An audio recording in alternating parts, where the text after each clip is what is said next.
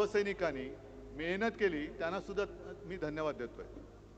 संजय राऊत तर सोबत आहेतच। आज सकाळी संजय राऊतांचा फोन आला, मला म्हणाले उद्धव टेलिप्रॉम्प्टर ठेवायचं का? म्हटलं का नाही, कारण मुख्यमंत्र्यांनी आव्हान दिले उद्धव ठाकरेंनी रामरक्षा बोलून दाखवावी।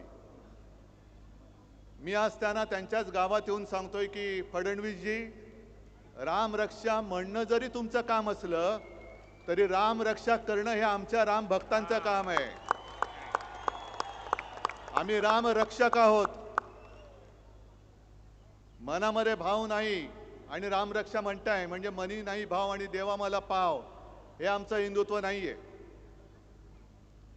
आज सकाळी नागपूरसाठी निघाल्यानंतर पहिली बातमी जी आली ती दिल्लीतून आली की गेले जवळपास 20 दिवस देशातल्या तरुणांच्या भविष्यासाठी सोनम वांगचुक जे उपोषणाला बसले होते त्यांची कशा पद्धतीने उचलबांगडी केली, काय जणू काय एखाद्या अतिरेक्याला पकडावं तसं पोलीस घुसले, चादरी बिदरी टाकल्या आणि उचलून घेऊन गेले।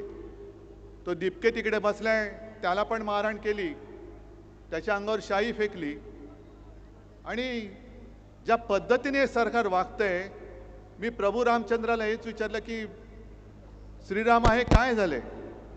ज्या भाजपनी तुझ्या नावाने मतं मागून सत्ता मिळवली त्या भाजपच्या अंगात श्रीरामाच्या ऐवजी सैतानाचा आत्मा घुसलाय की काय? हे यांचं माणुसकी गेली बाजूला, पण यांच्यातला सैतान कसा काय जागा झाला? एवढे कसे सत्ता पिपासू झाले?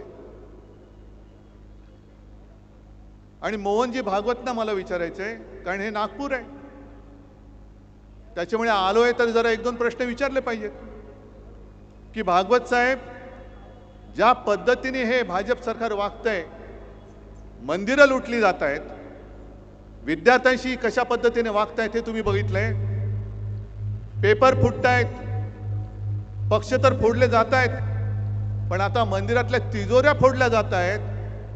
हेच हिंदू राष्ट्र तुम्हाला अपेक्षित होतं काय? आमचं हिंदू राष्ट्र हे नव्हे, आमच्या हिंदू राष्ट्रामध्ये रामराज्य अपेक्षित आहे, आम्हाला शिवशाही अपेक्षित आहे। गोरगरिबांना, महिलांना, विद्यार्थ्यांना, तरुणांना न्याय देणारं हे खरं आमचं हिंदू राष्ट्र आहे। कॉन्ट्रॅक्टरना अभय देणारं हिंदू राष्ट्र आमचं असू शकत नाही।